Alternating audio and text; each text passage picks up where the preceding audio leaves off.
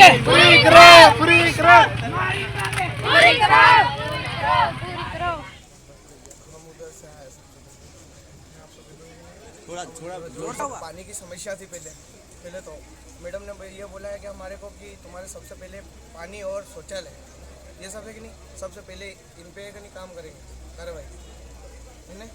उसके बाद पानी के लिए जो कुएं का पानी आता है उसके अपन प्राइवेट नल वगैरह लगवाएंगे, या तो फिर अच्छा पानी साफ होएगा कि नहीं कुएं वगैरह, तो वहीं से अपन पानी दिलवाएंगे। और शौचालय मैम बोल रही है कि हम नया बनवाएंगे हमारे स्कूल में, जो पिछले साल भी साफ आया था, इस साल साफ भी आया था, इसलिए उन्होंने बोला कि हम आपके लिए नया शौचालय बनाएंगे। और उन्होंने डीपी पे जाली लगाने की बात करी है। और हमें सबसे बड़ी खुशी है कि हमारे जो बच्चे हैं कि नहीं राज्य स्तर पे जाते हैं कबड्डी के लिए, खेलकूद के लिए, स्पोर्ट के लिए, तो सभी बच्चे हैं कि नहीं जाते हैं, इसलिए उन्होंने हमारे को मैट गिफ्ट करी, ऐसे ही मुफ्त में। पहले तो उन्होंने मैट गिफ्ट करी हमारे को, और फिर काफ़ी समय जैसे रोड बनवाने की उन्होंने बात करी है, लेकिन अपन ये गिट्टी का नहीं बनेगा भी चलेगा, लेकिन ऐसे ही पत्थर डलवा के बनाएंगे। पर उन्होंने बात करी जबकि धूला वगैरह उससे तो हमारे को सुरक्षा मिलेगी, और पानी के समय में है कि नहीं पाँव तो नहीं गिरेंगे। बस कितने दिन में हो जाएगी समस्या निराकरण? उन्होंने बताया तो ये तो समस्या अभी मैं आपको झूठ नहीं बोलूँ, अभी तो हमारे एग्ज़ाम आ रही 12th क्लास में, तो हमने भी बोला कहीं नहीं भले जिसमें 1-2 महीना लगे कहीं नहीं लगने दो, क्योंकि अभी हमारी एग्ज़ाम आ रही है कि नहीं बच्चों की।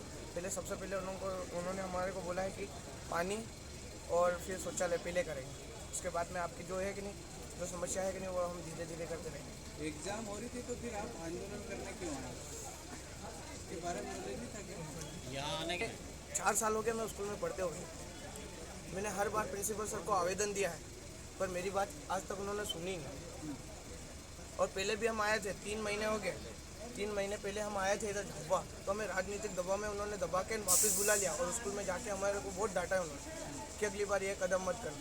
तो वैसे भी तो मैं 12th क्लास में हूँ, बाकी सब 12th क्लास के लड़के तो नहीं आए, छोरियाँ ही हैं 4-5, लेकिन मैं अकेला 12th क्लास से हूँ, बाकी सब 11 से। तो मैंने सोचा जाते जाते कुछ तो अपने स्कूल की सुविधा करता जाऊँ। मतलब अभी क्या दबाव में थे आप? हाँ, हैं? आपकी आवाज़ सुनी गई, मैडम ने सुनी। अब प्रिंसिपल साहब रास्ते पे आके बोल रहा भाई जो 4 साल से उन्होंने काम नहीं करा, और आज वो बोल रहे हैं कि हम कर देंगे 9 दिन, हो पाएगा क्या? इम्पॉसिबल कि पॉसिबल? अब है जबकि 4 साल से वो काम नहीं कर सके, वो बोल रहे हैं कि हम 9 दिन में कर देंगे, तो ये हो सकता है क्या? हाँ, तो यही तो हम पूछ रहे हैं उनसे कि आप 9 दिन में क्या कर लोगे? फिर आप मैडम के आश्वासन से संतुष्ट नहीं हो? संतुष्ट है, जो हमारी कलेक्टर मैडम ने हमसे बात करी है बहुत अच्छा लगा है, लेकिन उन्होंने काफ़ी सारी सुविधा हमारे लिए उपलब्ध करवाने की बात भी रखी है, और जल्द से जल्द वो करेंगे। पहले पानी और शौचालय की वो हो जाए, उसके बाद तो कोई दिक्कत नहीं है। आपने बोला है कि आपने 4 साल कब से हम आवेदन दे रहे हैं उनको, और जब हमने मेट के लिए बोला तो हमको मुंडे पे उसने क्या बोला मालूम, कि तुम्हारे को मेट मिलेगी नहीं, ये कई शब्द हुआ बोलने का उनका, जबकि सभी स्कूलों को मेट मिल रही है सरकार द्वारा, तो हमारे को क्यों नहीं मिल रही? मिलनी चाहिए कि नहीं? और आवेदन नहीं दिया।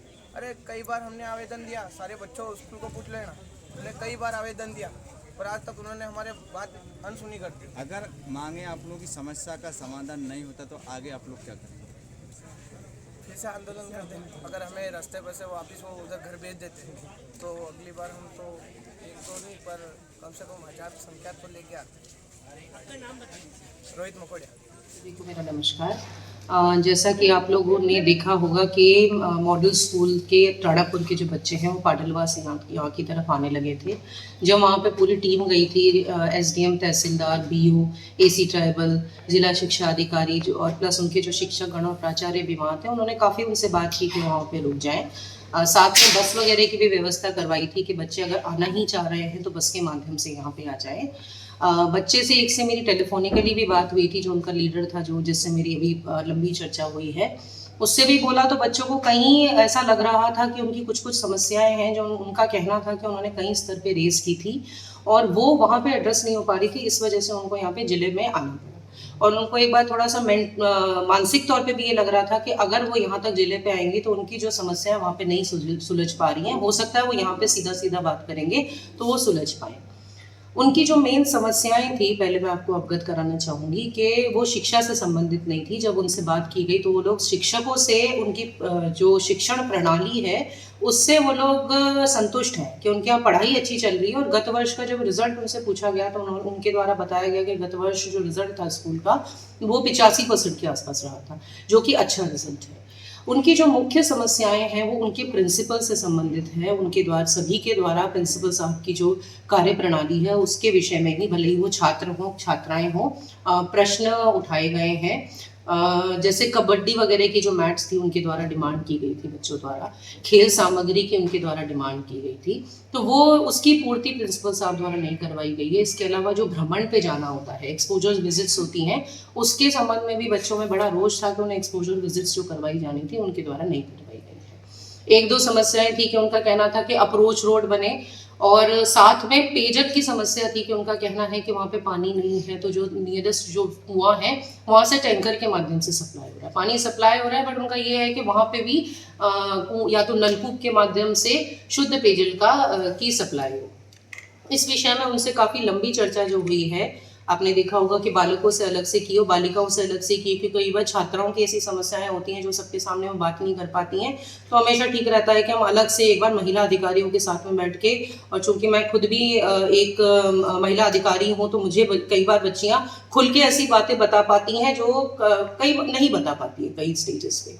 तो जो बच्चियों वाले जो इश्यूज थे वो मैं अलग से देखूंगी। कुछ उनके शिक्षा और सेफ्टी से संबंधित कोई इश्यूज नहीं थे, उनके कुछ हाइजीन से संबंधित जो भी इश्यूज थे उसको हम लोग अलग से एक बार टीम को भिजवा के दिखवाएंगे।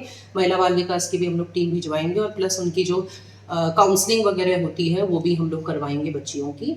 बच्चों से भी बात हुई है, और जो बच्चा जो लीड कर रहा था मुझे आखिर में ये भी बता के गया कि भविष्य में वो SI बनना चाहता है। तो मुझे बड़ा खुश हुआ कि वो बच्चा इतना जानता है। उससे मैंने पूछा कि आप पहले कौन सा एग्जाम देना पड़ेगा आपको, उसकी भर्ती की कौन सी परीक्षा रहेगी, तो ही न्यू एवरीथिंग, यानी कि बच्चे बहादुर हैं, टैलेंटेड हैं, ठीक है, उनमें है ना पूरा ज्ञान है, अवेयर है, जागरूक है कि वो उनकी है ना मांगे क्या है और वो क्या चाहते हैं। अभी इमीडिएटली जो मुझे लगता है कि सबसे पहले पिछले 2 वर्षों में वहाँ पे जो निरीक्षण करने गए थे, विशेष तौर पे पिछले 1 वर्ष में जो निरीक्षण हुए हैं, जिन अधिकारियों द्वारा निरीक्षण किए गए थे उनके विरुद्ध मुझे थोड़ा देखना, इसको निकलवा के देखना पड़ेगा। जब उनके द्वारा निरीक्षण किया गया उस स्तर पे, जब बच्चों द्वारा ये इश्यूज उठाए गए, तो फिर बच्चों को यहाँ तक क्यों आना पड़ा? वो इशू वहीं पे ही एड्रेस होने थे। प्रशासन इस बात में बिल्कुल स्पष्ट है कि जनजातीय जो हमारे बच्चे हैं, हमारा जनजातीय बहुल्य जिला है, जितने भी हमारे हॉस्टल है वहाँ पे बच्चों को जो सुविधाएं दी जानी है, या हमारे जो स्कूल्स हैं जहाँ पे जो सुविधाएं दी जानी है, शासन की तरफ से जो फंड आ रहा है वो पूरी तरीके से बच्चों के लिए ही यूज़ हो। अगर स्पोर्ट्स के लिए फंड आ रहा है तो इट शुड बी यूज कि उनको वो सारी सुविधाएं जो दे, जो शासन और जो विभाग की मंशा है। अगर उसके अत्र या उसके विरोध में कोई कार्य करता है तो उसके विरुद्ध कड़ी से कड़ी कार्रवाई होगी। इसमें पूरी तरीके से प्रशासन स्पष्ट है। अब आने वाले समय में एक बार मैं अपनी टीम भिजवा के वहाँ पे पानी वगैरह का हम लोग परीक्षण करवा लेंगे कि हम लोग नलकूप वगैरह कहाँ लगवा सकते हैं। अभी नियरेस्ट जो प्राइवेट ट्यूबवेल वगैरह होंगे, क्योंकि काफ़ी सारे प्राइवेट लोग भी करवा के रखते हैं, वहाँ से मैं वहाँ पे सप्लाई शुरू करवाऊँगी ताकि बच्चों को अभी इमीडिएटली तो राहत मिल सके। साथ के साथ 12th और 10th की बोर्ड एग्जाम्स आ रही हैं, तो बच्चों की मैंने थोड़ी काउंसलिंग भी की है कि 12th का जो रिजल्ट होता है वो बहुत महत्वपूर्ण होता है। 12वीं के रिजल्ट पे उनका जो आगे का करियर है वो निर्भर करता है, तो साथ के साथ उनकी वो वाली काउंसलिंग भी हुई है एंड बच्चे खुश संतुष्ट होके जा रहे हैं और मेरा आशीर्वाद लेके गए थे। मेरा आशीर्वाद हमेशा उनके साथ है। एज डिस्ट्रिक्ट कलेक्टर मुझे लगता है कि मेरे स्कूल, मेरे खुद के जैसे बच्चे हैं, ऐसे स्कूल के सभी बच्चे मेरे जिले के, मुझे तो लगता है कि वो हमारे ही बच्चे हैं और उनकी कभी भी समस्याएं हैं तो हम हमेशा तैयार हैं सुनने के लिए भी और उसे प्राथमिकता पर रिजॉल्व करने। आपकी तरफ से प्रश्न? प्रिंसिपल साहब के बारे में मैंने स्पष्टतः आप लोगों को बता ही दिया है। उनके जो मेन मुद्दे यही हैं कि जो 4-5 तरह की चीज़ें हैं कि स्पोर्ट्स की सामग्री जो है उनकी एक्सपोजर बेसिस नहीं कराई गई हैं। प्लस इसके अलावा उन्होंने 1-2 टीचर्स के भी नाम लिए हैं जो अभी मैं आउटराइट नहीं बता सकती हूँ, जिनके कुछ निजी विवाद चल रहे हैं जो उनके द्वारा उल्लेखित किए गए थे, तो उसको तो मैं प्रॉपर जाँच करा के ही बता पाऊँगी।